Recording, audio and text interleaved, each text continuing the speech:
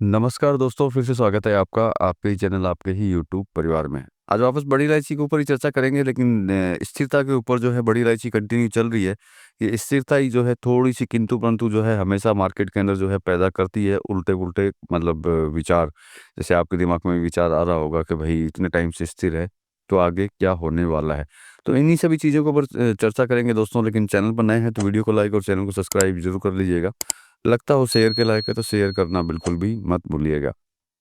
तो सबसे पहले चर्चा करते हैं कि भई स्थिरता चल रही है तो इसके अंदर होता क्या है? तो देखिए, मैंने पहले भी कई वीडियो में आपको बताया है कि जब ज़्यादा टाइम तक अगर स्थिर रहती है कोई भी कमोडिटी, और स्पेशली अगर बड़ी इलायची रहती है, तो उसमें किंतु-परंतु ज़बरदस्त चालू हो जाती है।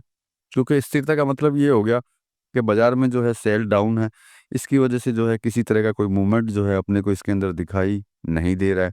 इसकी वजह से क्या होता है, कुछ सट्टे बाज़ार बाज़ार जो होते हैं वो इसमें अच्छे खासे एक्टिव हो जाते हैं, क्योंकि उनको मूवमेंट की कोई पोज़ीशन दिखाई नहीं देती है।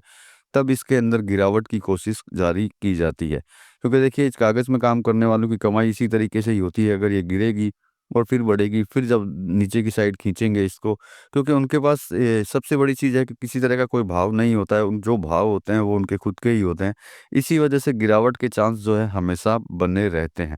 और ये देखिए, कोई भी जैसे कि मान लीजिए नेपाल हो गया, सिलीगुड़ी हो गया या गुवाहाटी हो गया, यहाँ से ये किसी तरह का काम नहीं होगा, क्योंकि यहाँ पे अगर काम नहीं होगा तो भाव आने ही जो है बंद हो जाएँगे।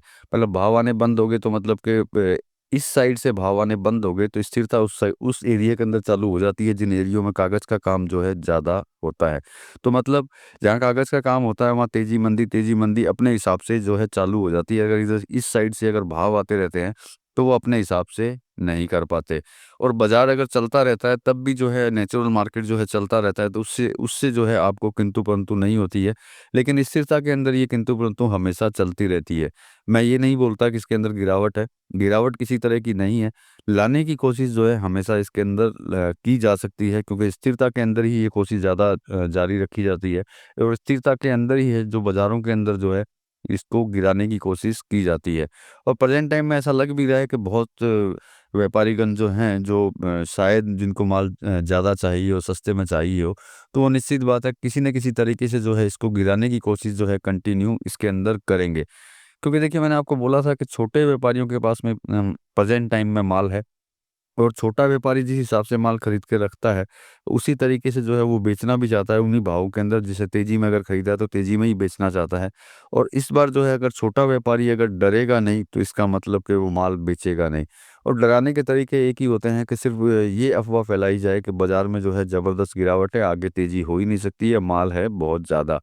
तो देखिए, ऐसा तो कुछ है नहीं कि बहुत ज़्यादा माल हो, नो डाउट माल तो होगा ही, भई फसल आई है तो माल तो रहेगा ही।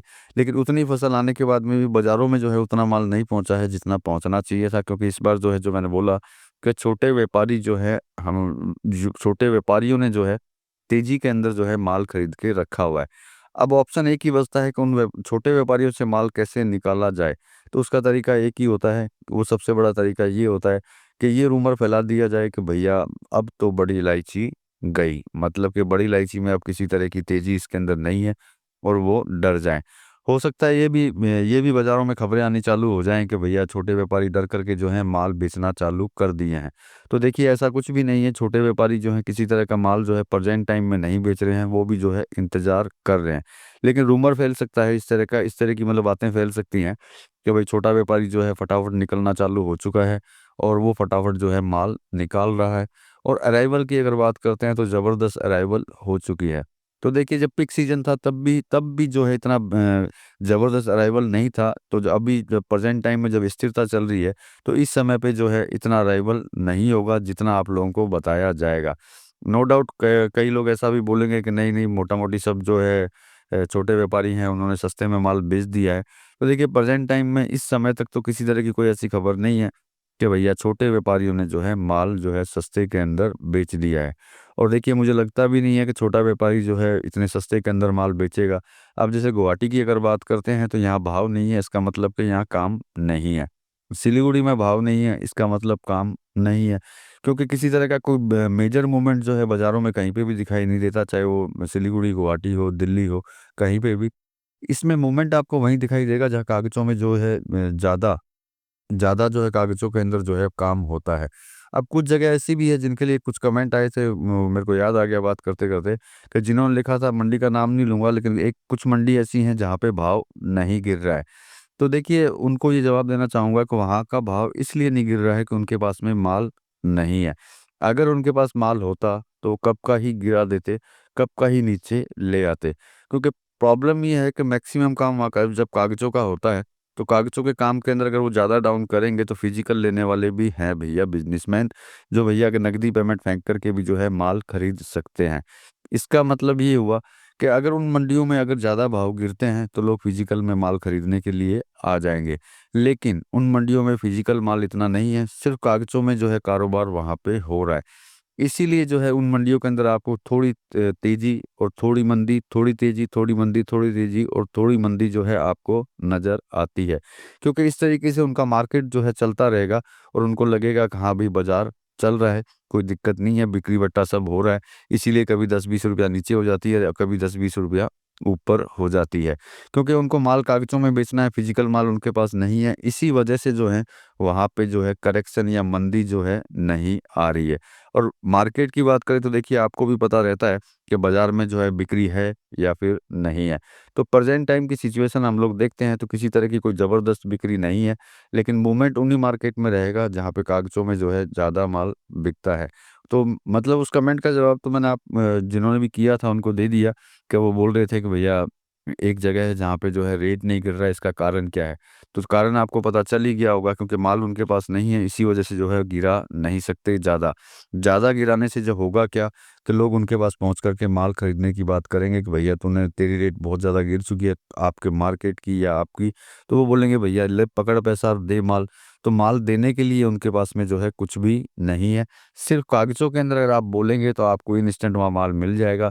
फिज़िकल की बात करेंगे तो आपको किसी तरह का माल नहीं मिलेगा। तो मतलब इन सभी बातों का सारांश एक ही निकलता है कि देखिए, गिराने की कोशिश जो है इसके अंदर हो सकती है, लेकिन मुझे लगता नहीं है कि कोई ज़्यादा इसके अंदर गिरावट आएगी, क्योंकि पिछली बार भी जो है बहुत कोशिश की गई थी इसको गिराने के लिए।